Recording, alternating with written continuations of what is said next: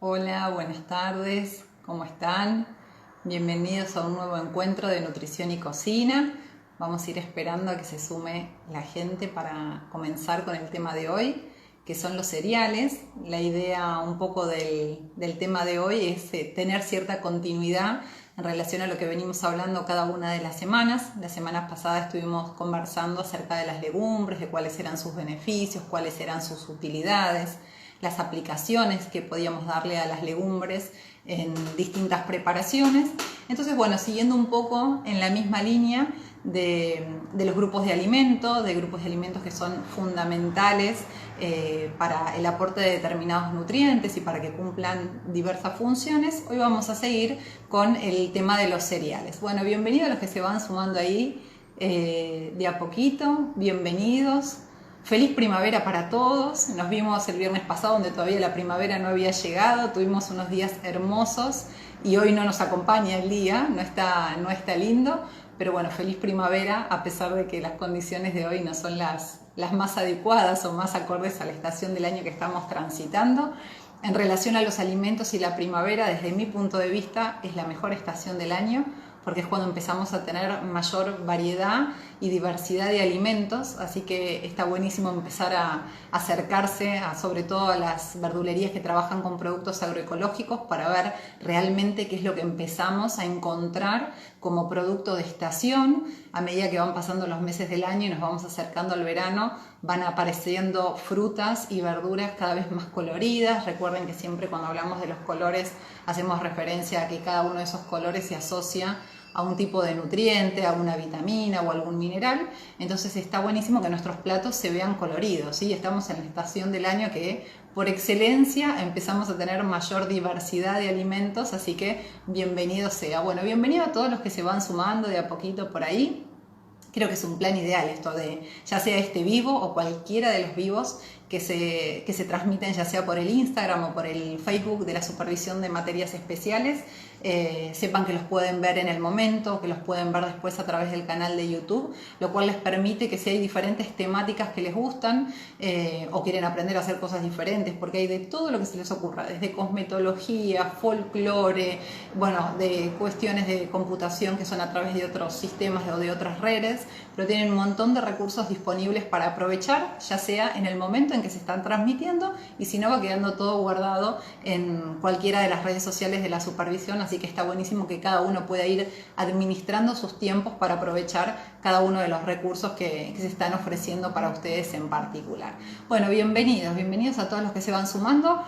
Hoy tal vez me va a costar un poquitito más dar los nombres porque estoy un poco más lejos de lo habitual del celular, pero voy a hacer un esfuerzo con la visión para poder mencionarlos o sobre todo leer las preguntas o las consultas que habitualmente hacen como para responderlas en el momento. Y si no es en el momento, saben, como siempre les digo, que queda el mail a disposición. Me están diciendo que no se escucha. Escuchan, necesitaría algún signo, ¿no? De a ver si está bien el tema del sonido o no. Bueno, a ver si me van diciendo. Manito para arriba si se escucha o manito para abajo si no se escucha. No sé si puede tener que ver con tal vez con el dispositivo que estén usando ustedes o si es un tema de sonido mío. Ahora vamos viendo, si alguien más dice que no se escucha, ahí manito para arriba se escucha. Bueno, así que puede ser tal vez algún problema del dispositivo en particular, ¿sí? Chequen que estén el volumen lo más alto posible como para que se escuche bien. Bueno, gracias a los que van contestando, buenísimo. Entonces vamos a ir arrancando con el tema de hoy, que son los cereales, ¿sí? Los cereales junto con las legumbres, cuando hablamos de los grupos de alimentos, hablamos del segundo grupo de lo que es nuestro plato nutricional, ¿sí? El segundo grupo en cuanto al orden de importancia, con lo cual es necesario que los incorporemos en la alimentación. Si bien a lo largo de los vivos vengo insistiendo y mucho con el tema de tratar de no utilizar tantos productos ultraprocesados o productos refinados y demás, justamente este es un tema bastante particular respecto a este tema, porque si hablamos de cereales, en lo primero que deben haber pensado muchos es en los cereales que vienen en las cajas para el desayuno, ¿sí? Esos copos de maíz, a veces como muy azucarados, algunas otras alternativas de cereales que dan la sensación de ser un poco más saludables y en realidad tal vez no lo son tanto, ¿sí? Porque por ahí enumeran alguno de los nutrientes o de los componentes que tiene y automáticamente pensamos en que es una alternativa saludable y tal vez no lo es tanto porque en el proceso de transformar ese grano de cereal en un cereal para el desayuno, por ejemplo, termina siendo un producto ultraprocesado con grandes cantidades o de conservantes o de azúcar y demás y no está nada bueno. La idea de los cereales de hoy es justamente saber de qué hablamos cuando hablamos de cereales, cuáles son realmente los cereales que tenemos disponibles. La verdad es que hay muchísimos en el mercado y hay tal vez algunos de ellos que por falta de costumbre, por falta de hábito, a veces por desconocimiento incluso, no se compran y no se consumen. Tienen la particularidad o la ventaja respecto a lo que hablábamos la semana pasada de las legumbres, es que tienen tiempos de cocción que son bastante reducidos en comparación a las legumbres. Entonces a veces pueden llegar a ser una buena alternativa si hacemos una correcta combinación de alimentos, por ejemplo, sumando alguna de las variedades de los cereales que les voy a mostrar hoy, vegetales, frutas, semillas, frutas secas o incluso también legumbres, que nos permite tener una comida completa desde el punto de vista de lo nutricional y que a veces nos permite como ahorrar ciertos tiempos y hacer una preparación rápida con cosas que podemos tener en la alacena, porque en general son todos productos que también se comercializan en su estado de seco, es decir, que tienen mucho tiempo de vida útil en la alacena y por ahí rápidamente en 15-20 minutos tenemos un cereal como puede ser un arroz integral, un arroz yamaní ya hervido, tal vez el yamaní nos pueda llevar unos 25 minutos, pero en esos 25 minutos complementando con algún vegetal ya tenemos una comida o por lo menos un acompañamiento para algunos. Entonces es una buena alternativa tener en cuenta estos alimentos como parte de la alimentación cotidiana, ¿sí? Bueno, ahí preguntan, dice, hola, tengo hipotiroidismo y problemas intestinales, ¿cómo elijo los adecuados? Bueno, ahí habrá que ver bien cuáles son específicamente esos problemas intestinales, ¿sí? Pero como hablábamos la semana pasada, en general el cuerpo se va acostumbrando también a la ingesta de fibra, ¿no? Cuando uno no consume muchos alimentos ricos en fibra, como era lo que mencionaba con las legumbres, a partir del consumo frecuente muchas veces el cuerpo se va acostumbrando y tal vez cierta sintomatología tiene que ver con el consumo de esas sustancias en una primera instancia, pero después a medida que se va haciendo frecuente el cuerpo se acostumbra. De todas maneras, sin saber, digamos, el diagnóstico, es muy difícil hacer una recomendación. Como regla general, para todos aquellos que toman a la mañana la levotiroxina por algún problema de tiroides, tienen que tener en cuenta es que no pueden consumir inmediatamente alimentos integrales, ¿sí? Porque de esa manera no se absorbe correctamente la medicación, entonces no estaría cumpliendo la función para la cual la están tomando, ¿sí? Pero más allá de tratar de limitar en esa primera ingesta, o por lo menos que el desayuno no incluya la fibra como tal para no inhibir la absorción de ese medicamento, si se toma con una distancia prudencial en tiempo, ¿sí? De por lo menos 2 horas, 2 horas y media, en realidad no hay ningún inconveniente, ¿sí? Por cuestiones puntuales, como les digo siempre, me pueden mandar un mail, no tengo problema en responder las consultas específicas, así que estoy abierta a recibir y a contestar todo lo que ustedes tengan como dudas o como inquietudes, ¿sí? Bueno, como regla principal, lo que tenemos que saber es que los cereales tienen básicamente 3 partes, ¿sí? Hola a todos los que se van sumando. Silvi, compañera de la escuela, vi que estaba Juan, que estaba Graciela, que estaba Simón, se sumó Paula. Bueno, muchísimas gracias a todos por estar del otro lado, ¿sí? Como punto de partida tenemos que saber que los cereales están compuestos básicamente de 3 partes, ¿sí? Esas 3 partes son, por un lado, una capa externa, que es la que recubre a cada uno de los granos de cereal, es la parte que comúnmente nosotros la denominamos el salvado, el afrecho, la corteza, la fibra, digamos, tiene un montón de maneras diferentes de llamar, y esa capa externa, que no es una única capa, sino que son varias capas, es donde hay una enorme concentración de nutrientes, ¿sí? Porque es la parte donde nosotros tenemos toda la concentración de fibra principalmente y también una gran cantidad de vitaminas y minerales. ¿Por qué hago esta aclaración? Porque en general cuando consumimos los cereales no consumimos esa capa externa, ¿sí? Sino que esa capa externa la industria se encarga de separarla del grano y de obtener diferentes tipos de productos a partir de lo que se encuentra en el interior del grano. Ese interior del grano, que en general se lo llama núcleo o el endospermo, es un centro que es rico en almidón. ¿Sí? Principalmente en almidón, también tenemos proteínas, pero como hemos hablado en otras oportunidades, son proteínas de origen vegetal, entonces tiene una menor concentración de algunas sustancias que son elementales para el organismo. Pero también hemos dicho en otras oportunidades que podemos complementar lo que le falta a los cereales con las legumbres y viceversa, ¿sí? Pero la parte más rica de nutrientes es la que justamente en la mayoría de los casos se extrae de los cereales, que es esta capa externa, que es la corteza, el salvado o el afrecho, ¿sí? Eso de los cuales les estoy hablando es lo que yo tengo acá, ¿sí? Espero que lo lleguen a ver bien. Este salvado es un salvado de trigo, es un salvado que está molido relativamente grueso. Es muy livianito, ¿sí? Es decir, que cuando nosotros lo queremos agregar en las preparaciones tenemos que tener la precaución de prestar como mucha atención a lo que nos especifica la receta, porque 100 gramos de salvado de trigo es muchísimo en volumen por lo livianito que es.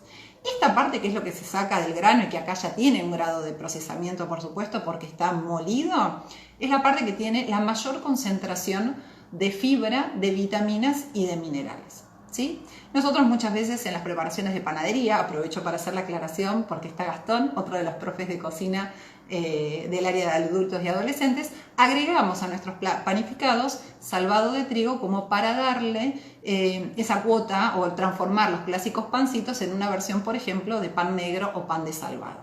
Esta sería como la capa externa del grano de los cereales.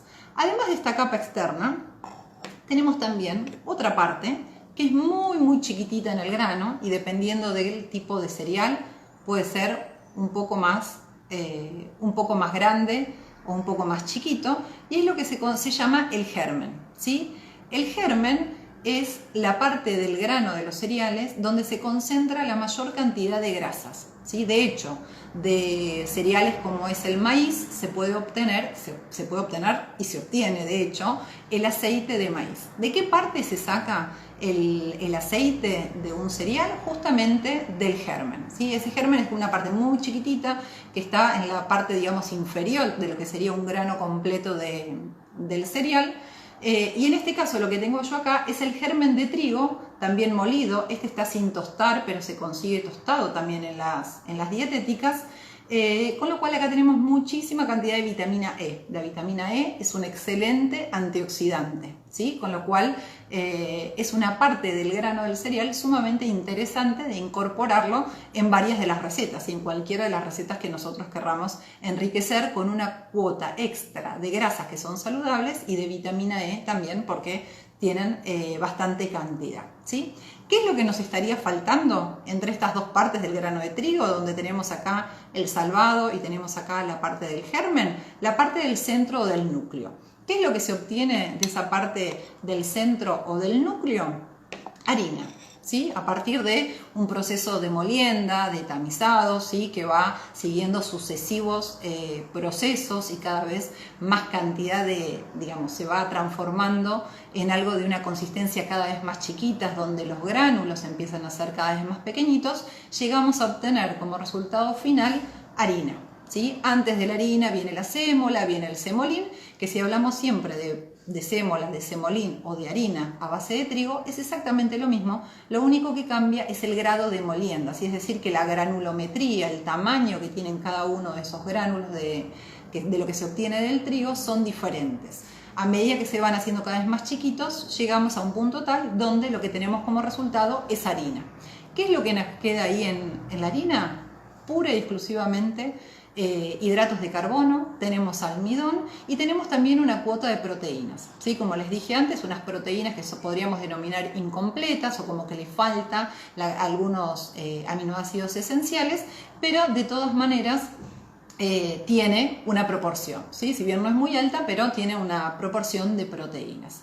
Esa harina de base después va a sufrir determinados procesos de refinamiento y cuanto mayor cantidad de refinamiento tenga, va a ser la cantidad de ceros que nosotros encontramos después en los paquetes comerciales. Y nosotros elegimos en general una harina 4 ceros para productos como por ejemplo de pastelería y una harina 3 ceros para todo lo que sean productos de panificación. ¿Sí? ¿Por qué? Porque las 3 ceros tienen mayor cantidad de proteínas y eso nos va a permitir formar una red de gluten más fuerte, más resistente, mientras que en la 4 ceros tenemos menos cantidad de proteínas. De esa manera desarrollamos o podemos formar menos gluten y en general para todas las masas de pastelería nosotros lo que queremos es que resulten extensibles y es la posibilidad de que se extiendan pero que no se retraigan, que no sean elásticas, que es lo que sí buscamos en el caso de los panificados, ¿sí?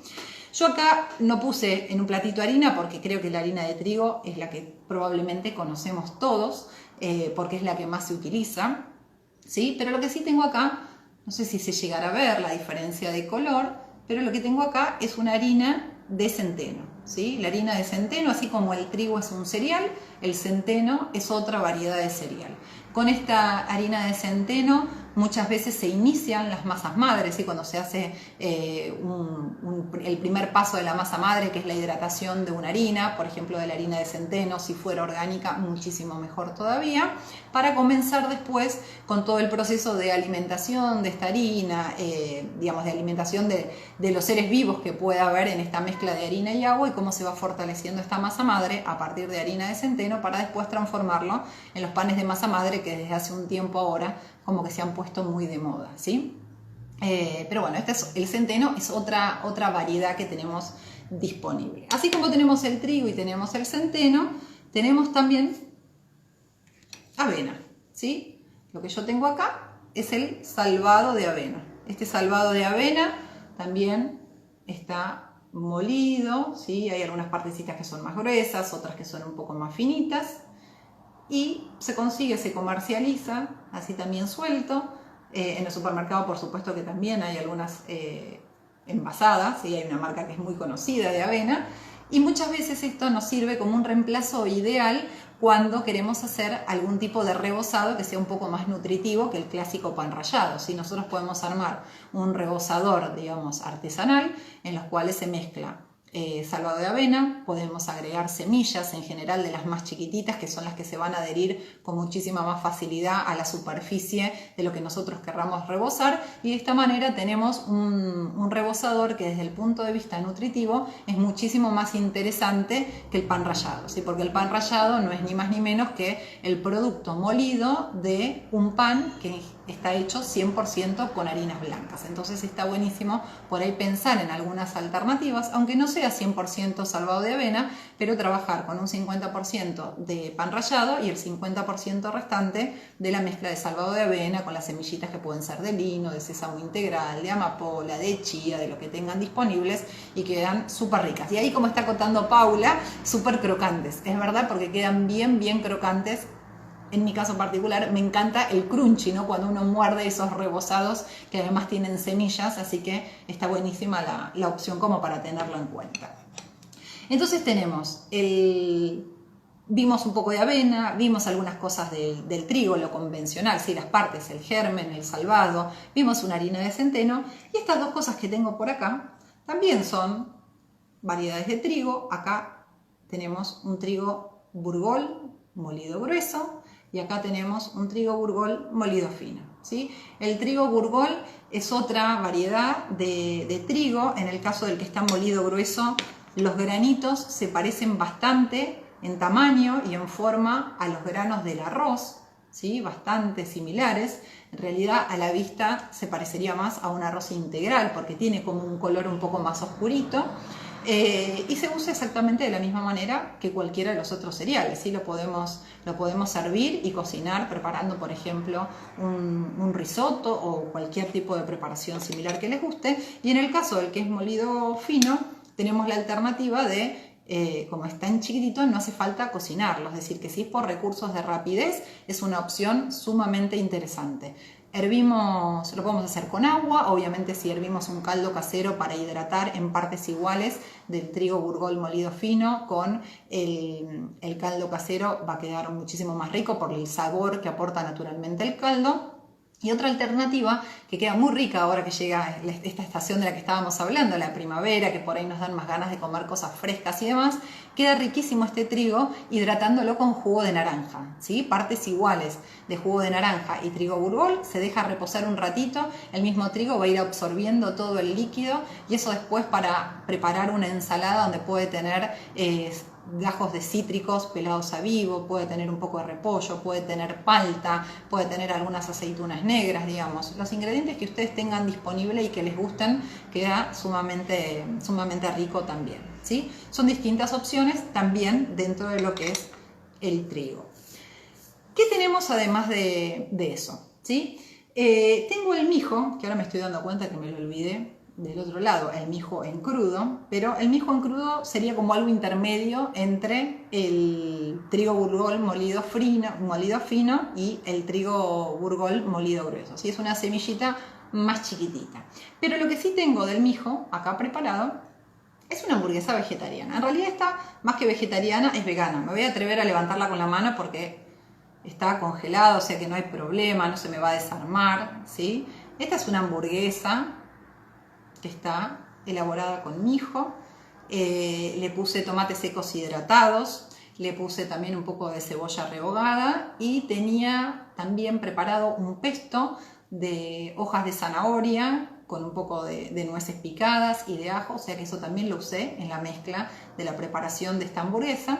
Y lo que tiene de bueno el mijo para este tipo de preparaciones es que es un cereal que tiene mucha capacidad de cohesión o de unión, ¿sí? Vieron que muchas veces sucede que con las hamburguesas vegetarianas, cuando las queremos armar o cuando las vamos a cocinar y las vamos a dar vuelta, tienden como a desarmarse, ¿sí? Nos cuesta mucho poder dar las vueltas sin que se rompan o se quiebren y demás.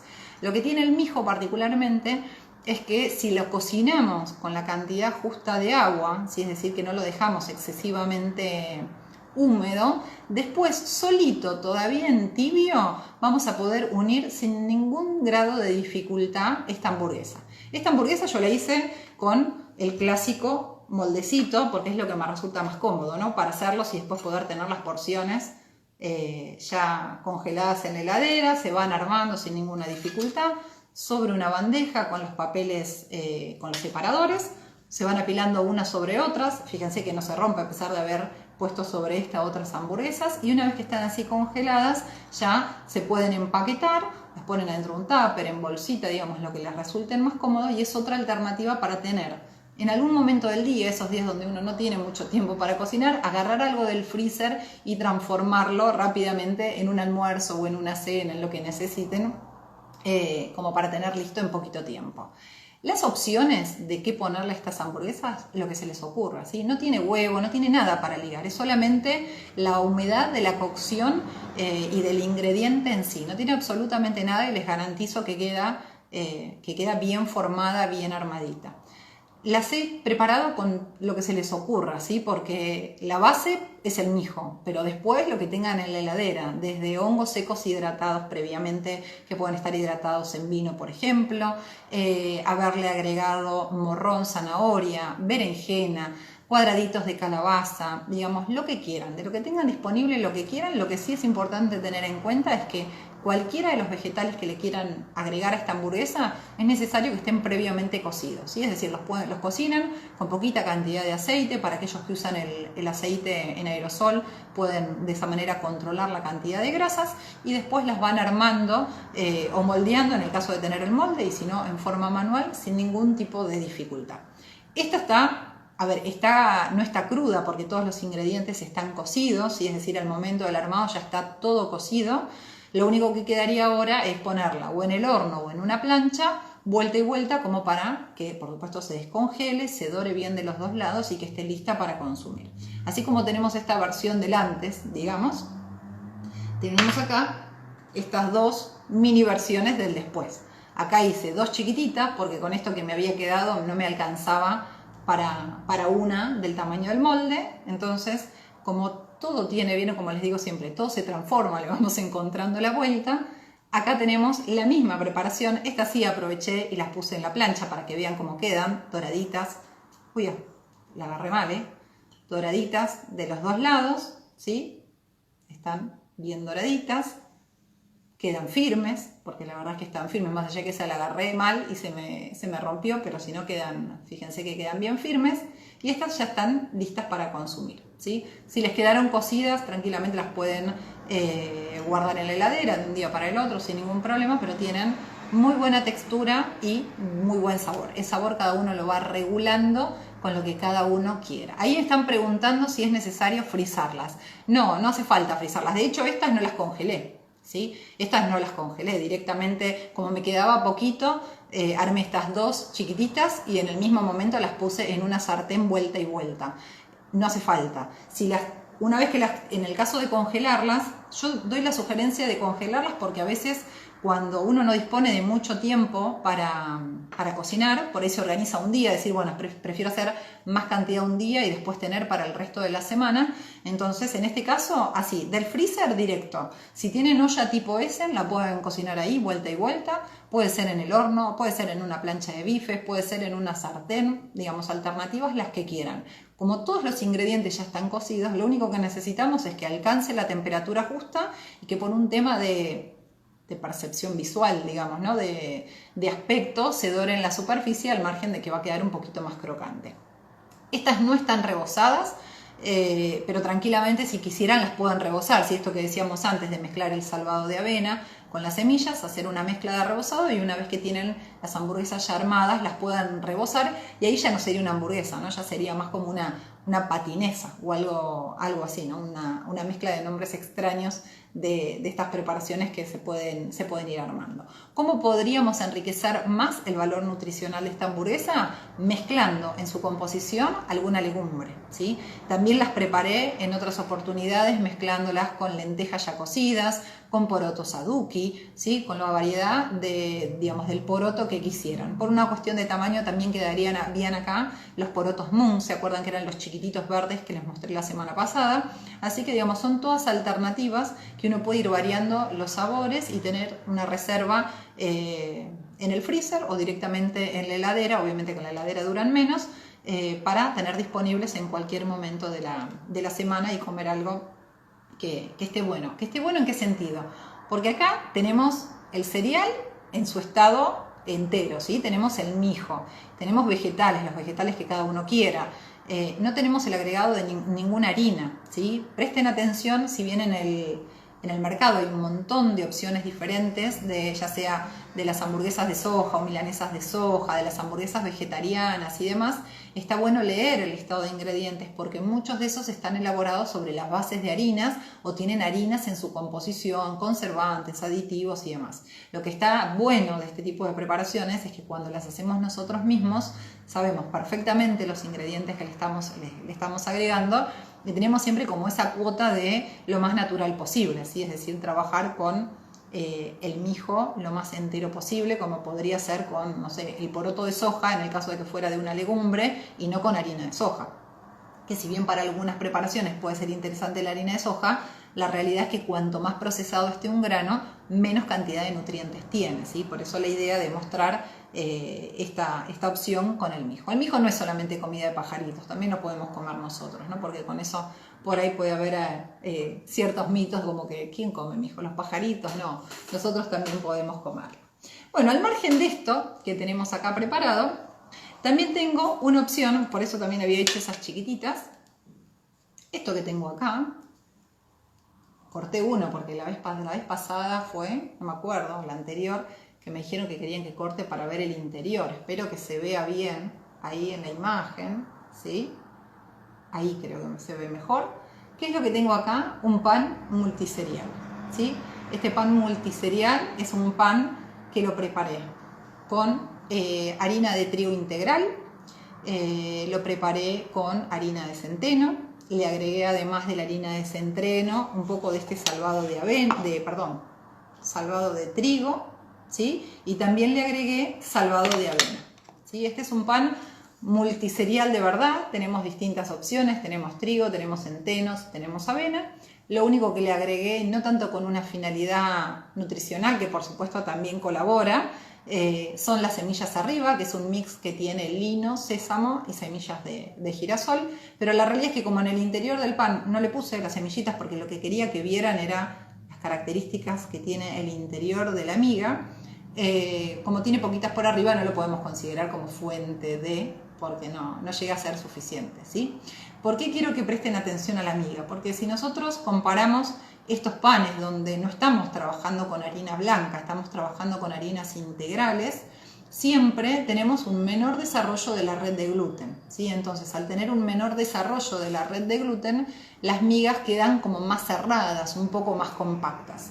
Ni hablar si nosotros quisiéramos hacer un pan de estas características directamente aptocelíacos, ¿sí? Es decir, con aquellos cereales, con aquellas harinas que no sean ni trigo, ni avena, ni centeno, ni cebada. Todavía queda mucho más húmeda la masa, mucho más compacta esa miga, y tiene que ver justamente con que son harinas que no tienen gluten, que es lo que les hace mal a los celíacos, ¿sí? En este caso, este pan no sería apto celíaco, por supuesto, porque tenemos todo lo que un celíaco no puede comer, pero sí es un pan que si pensamos en el reemplazo, ¿no? Para aquellos que tienen el hábito de consumir pan o tostadas, ya sea en el desayuno o en la merienda, realmente al estar hecho por nosotros, como les digo siempre, sabemos qué es lo que incluye.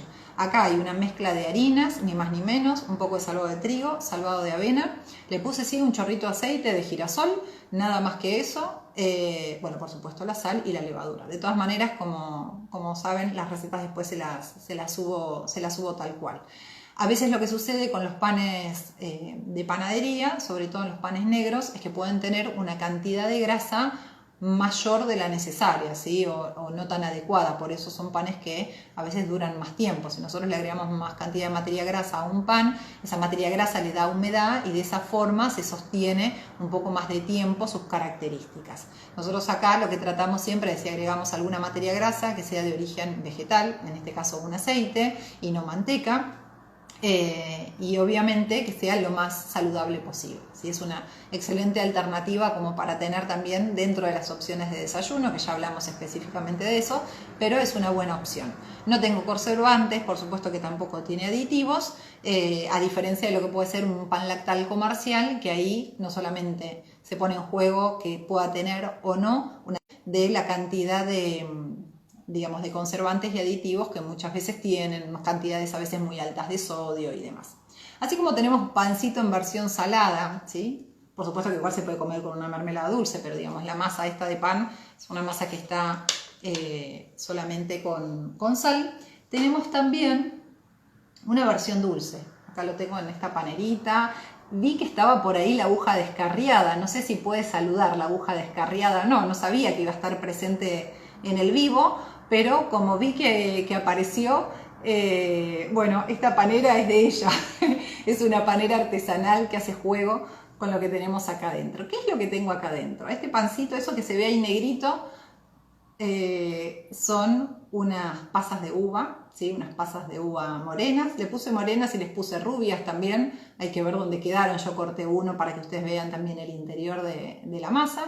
Y este pan es un pan en su versión de dulce, ¿sí? En su versión dulce porque tiene un poquito de azúcar en su composición. La realidad es que no tiene mucha cantidad, pero tiene un poquito de azúcar, y lo característico que tiene, o lo diferente en realidad en relación al otro, es que si bien lo hice también con harina integral, lo que tiene es una proporción de harina de maíz. El maíz es otro cereal, ¿sí? Para nosotros la harina de maíz, la única utilidad es la preparación de la polenta, ¿sí? Y nada más que eso, la polenta, pero tiene otras utilidades también. Esta es uno de los ejemplos. Hay un montón de recetas de panes de maíz. En general, todas las recetas de pan de maíz son siempre sobre la base de harinas blancas, pero como trato sí de darle la vuelta de rosca, ¿no? De transformar esas preparaciones en preparaciones que sean más saludables, que nos puedan aportar algo más, ¿sí? Es decir, que si vamos a comer un pan, que por supuesto lo podemos y lo tenemos que comer, pero que nos deje algo más en el cuerpo. Entonces, tal vez por eso no se nota tanto el tema de la harina de maíz. En la superficie por ahí sí, ¿sí? Ven que ahí están los granitos porque antes de ponerlo al horno lo espolvoreé con un poquito de la polenta misma, ahí sobre la superficie, antes de hornearlos, ¿sí? Estos pancitos, así como les muestro este que está acá partido, tenemos acá estos, lo que hice fue ponerlos en una placa unos al lado del otro, después cuando crecieron se pegaron un poquitito las superficies, por eso está esta característica de las migas ahí. Bien doradita la superficie, es una masa que tiene un huevo, no tiene muchos huevos pero sí tiene un huevo, y pincelé con un poquito que me había quedado en el recipiente la corteza para que quede con ese color característico, ¿sí? Así que esta puede ser otra alternativa, ¿no? Se puede agregar crema pastelera, digamos, hay un montón de alternativas con eso, y si no, simplemente, fíjense que es una variante, podría ser una variante también para un desayuno o para una merienda, donde si bien tiene azúcar, es muy poquita la cantidad, porque yo para medio kilo, para medio kilo en total, entre harina integral y la harina de maíz, le puse solamente 50 gramos de azúcar, o sea que no es mucha cantidad de azúcar, entonces también puede ser una buena alternativa para no estar siempre comiendo el mismo pan multiserial, que a veces por ahí nos cansamos o nos aburrimos de que los desayunos siempre sean iguales, ¿sí? Bueno, y como preparaciones me está quedando acá una que, a ver si se llega a ver bien. Bueno, lo que vemos ahí oscurito en la superficie es canela, y lo que tenemos por debajo es un arroz con leche, ¿sí? Es un arroz con leche que, bueno, tiene canela en su superficie, tiene cascaritas de limón porque lo cociné con cascaritas de limón también, pero la particularidad de este arroz con leche es que lo preparé con arroz yamaní. El arroz yamaní es una variedad de arroz integral, es una variedad que es de grano corto, redondeado, y que para este tipo de preparaciones, igual que si quisiéramos hacer un risotto con un arroz que tenga un aporte nutritivo mayor que el arroz blanco, es súper interesante porque si lo trabajamos de la manera correspondiente, si bien no va a quedar exactamente igual que lo que estamos acostumbrados a ver o a comer como risotto, nos termina dando como resultado un muy buen producto, ¿sí? Es una buena forma de incorporar un poco más de fibra y de salvado a la alimentación. Sobre todo el tema de insistir tanto con los granos o con los cereales lo más integral posible tiene que ver con que si nosotros trabajamos con el grano entero, todo lo que tenga que ver con cómo sube la glucosa en sangre después de una ingesta de este tipo de productos, cómo ayuda, por ejemplo, a controlar los valores de colesterol en sangre también, son todas cosas que van en beneficio de nuestra salud, ¿sí? Entonces, esto que tenemos acá no es ni más ni menos. Sí, risotto con yamaní, sí, queda riquísimo el risotto con yamaní. Ahí me parece que Silvina le está mandando el mensaje a Cande, por lo que estoy leyendo. Así que se pueden poner a cocinar. Si tienen arroz yamaní en la alacena, pueden ir pensando ya en el menú de la cena de hoy, tranquilamente, que aparte el día así, nublado y lluvioso, da como para comer una preparación de esas características. Este arroz integral, como tarda un poco más en cocinarse, por supuesto, que el arroz blanco, lo que sí hice es primero hervirlo en agua, ¿sí? Como para garantizar una parte de la cocción del grano. Y una vez pasados los 20 minutos, ahí sí los colé y lo puse en una olla donde tenía leche, en este caso usé leche descremada, porque era lo que tenía disponible, leche descremada, un poco de azúcar de la orgánica, canela en rama, que acá se ve porque quedó uno de los pedacitos de la canela en rama, cascarita de limón y nada más, tiempo, dejarlo ahí, lo vamos removiendo de tanto en tanto y a partir de remover constantemente vamos a tener después como resultado final una preparación que queda la verdad súper cremosa. Si quisieran eliminar el azúcar, porque si del otro lado hay alguna persona diabética que no puede consumir, tranquilamente se puede reemplazar por edulcorante, ¿sí? En el caso de que sea un edulcorante, si es de los edulcorantes líquidos, lo ideal es hacer la preparación sin ningún tipo de agregado durante la cocción, y una vez que está fuera del fuego, ahí sí agregar el endulzante que cada uno quiera o que utilice habitualmente. Hago la aclaración de no agregar el edulcorante desde el principio, porque se acuerdan que cuando hablamos de los endulzantes yo les dije que había algunas de las variedades, según las composiciones químicas que tuvieran, que daban un sabor que resultaba como muy metálico o amargo. Entonces, para evitar justamente que el agregado del edulcorante pueda arruinar el resultado final del producto, una vez que ya está cocido y que empieza a bajar un poco la temperatura, ahí agregamos el endulzante que cada uno quiera.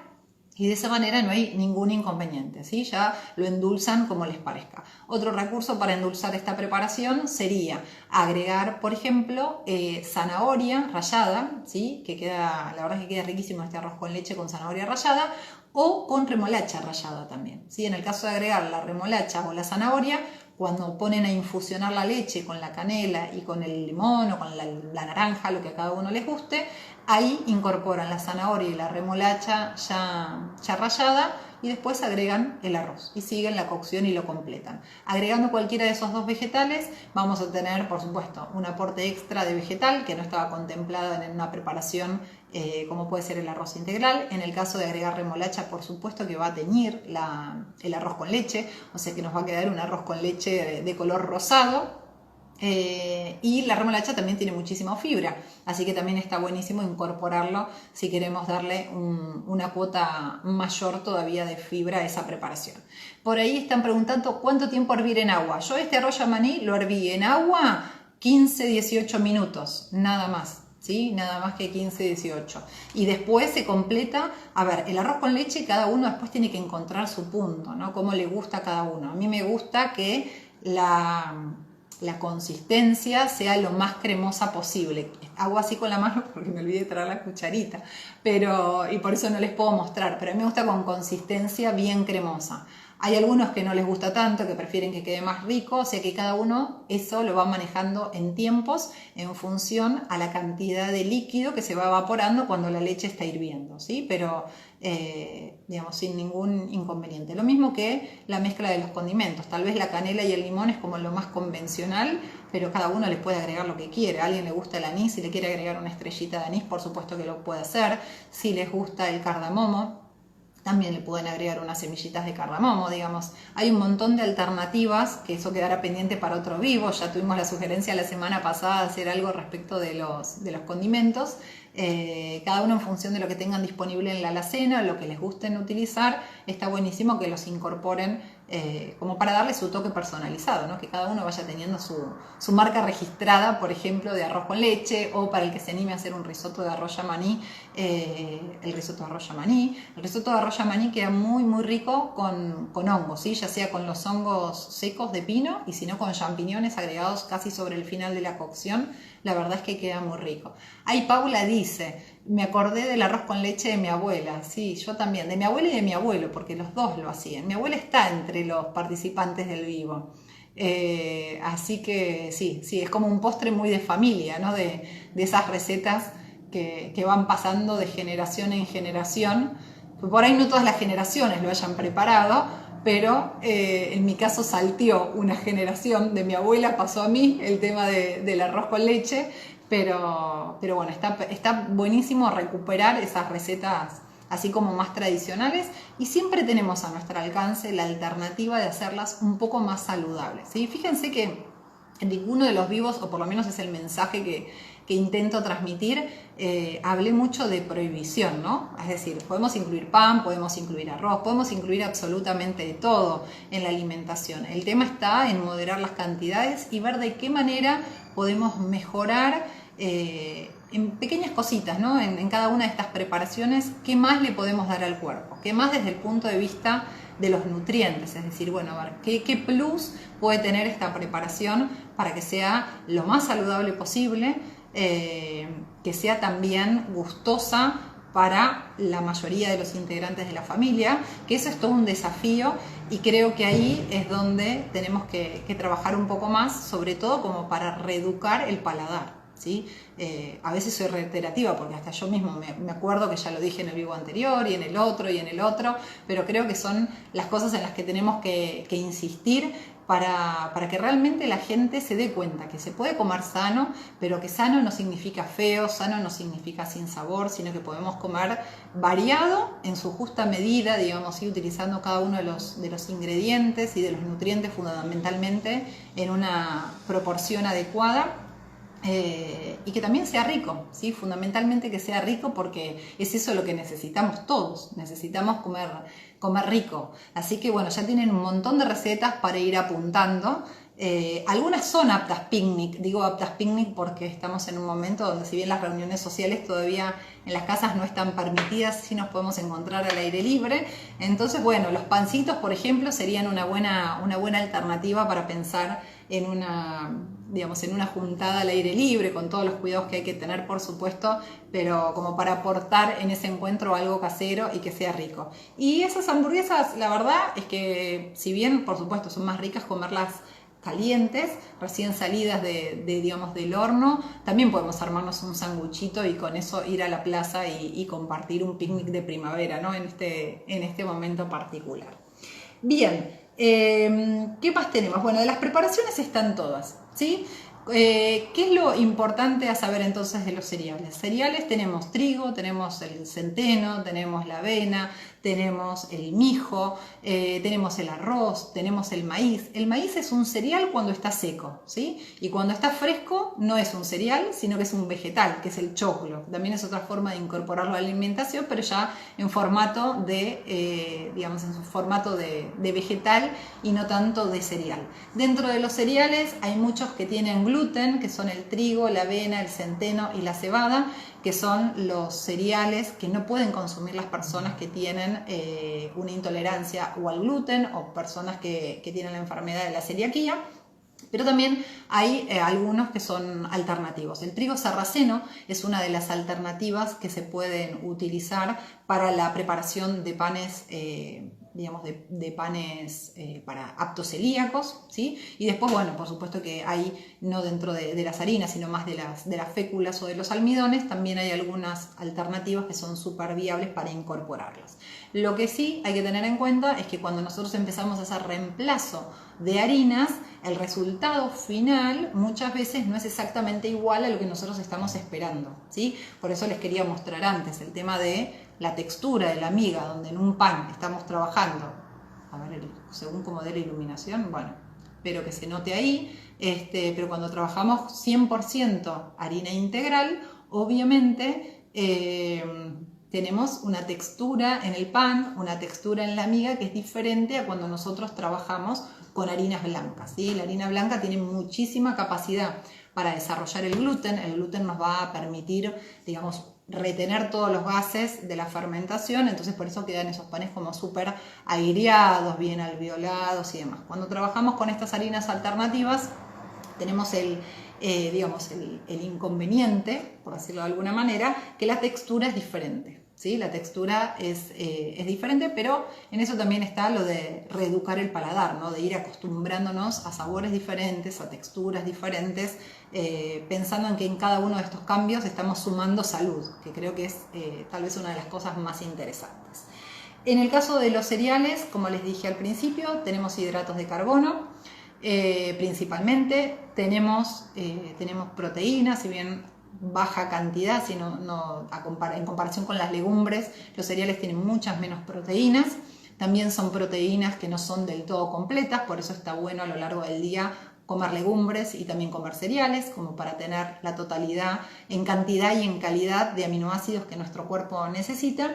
Y lo interesante es que dentro de este grupo estamos hablando de un grupo de alimentos que no tenemos prácticamente aporte de grasa, salvo en esa parte chiquitita que les mostré al principio, que era el germen de trigo, ¿sí? En la parte del germen sí tenemos una proporción de grasa, pero la realidad es que este es un grupo de alimentos que no tiene aporte significativo respecto de ese nutriente. Así que también está interesante agregarlo, digamos, incorporarlo en la alimentación desde ese lugar, ¿no? Como una variante más. No sé cómo estamos de tiempo, estamos ahí justito. Dentro de lo que es arroces, eso también puede dar para un vivo entero el tema de los arroces, porque en cuanto a los arroces, si bien uno habla de arroz y pareciera que estuviéramos hablando de una única cosa, hay muchísimas variedades, así como hay distintas variedades de trigo, dependiendo de cuál sea la utilidad que se le vaya a dar a cada uno de los granos. En el caso del arroz también hay muchísima diversidad, ¿sí? Diversidad en cuanto al tamaño de los granos, algunos más largos, otros que son más cortos, más redondeados, que tienen mayor capacidad, digamos, de formar, digamos, de dar cierta cremosidad a las preparaciones, como pasa con el clásico doble carolina, que es lo que habitualmente usamos para la preparación de risotos, otros que son muchísimos más secos, y más allá de lo que naturalmente hay como variedades de arroz, después están todas las variedades que tienen que ver con lo que hace la industria con ese arroz, ¿sí? Es decir, todos los tratamientos a los cuales se someten los distintos granos de arroz con fines específicos, ¿no? Como por ejemplo el arroz, el clásico ese que no se pasa ni se pega, que es un arroz que parece de plástico. Realmente la industria logra a partir de determinados procesos que nosotros podemos extender muchísimo el tiempo de cocción y que el arroz no se desarma nunca, ¿sí? A mí personalmente no me gusta, pero la realidad es que tiene algunas utilidades interesantes, ¿no? Si nosotros pensamos que tenemos que hacer por ahí alguna preparación con arroz para grandes cantidades de gente, es un buen recurso, porque es un arroz que sabemos que nunca se va a pasar, conserva su forma, la textura y demás.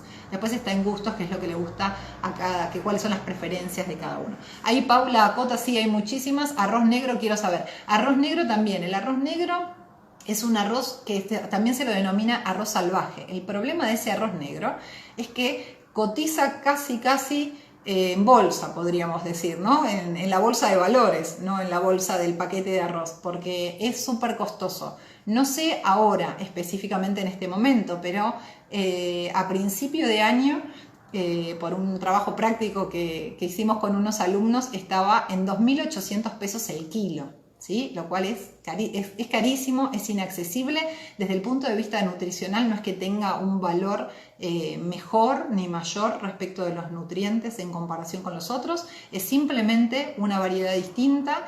Sí es vistoso, porque por supuesto, ¿no? Por las características son granos de arroz, pero totalmente oscuros. El grano del arroz integral o del yamaní tiene como ciertas vetas, digamos, o ciertas manchitas, pero este arroz negro es un arroz donde completamente negro, muy oscuro, y es un color que lo mantiene y persiste después de la cocción.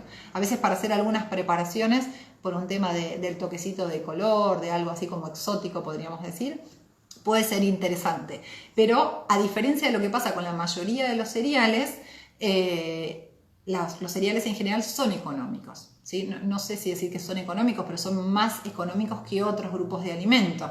Y el arroz negro sale claramente de esta línea, ¿no? Sale completamente.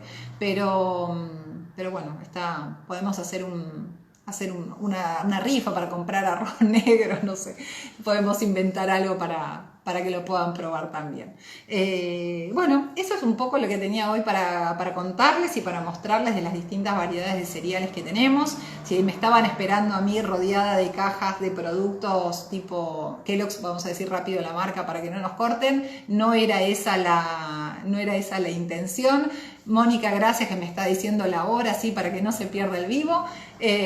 Así que, bueno, muchísimas gracias a todos por estar del otro lado. Espero seguir aportando, aunque sea algo, un granito de arena. Creo que cada uno de los sobre todo los que somos profesionales de la salud, podemos hacer algo para mejorar la calidad de vida de todos. Así que, bueno, bienvenidos al cambio. Siempre se puede. Si quieren conseguir un cambio, si quieren mejorar su alimentación, se puede. Y como ven, no traigo cosas raras. Trato siempre de traer cosas que sean sencillas, hasta incluso fáciles de conseguir. Muchas se consiguen en supermercados, en dietéticas ni hablar. Está todo siempre disponible.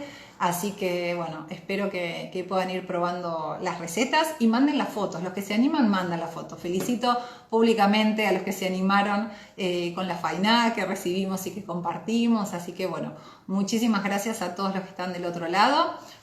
Excelente fin de semana para todos y nos vemos el próximo viernes.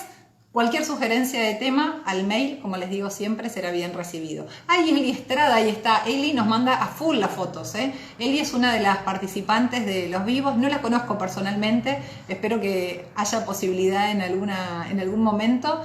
Y bueno, la verdad es que siempre llegan las fotos de Eli Estrada, que se la pasa cocinando y poniendo en práctica lo que hacemos acá.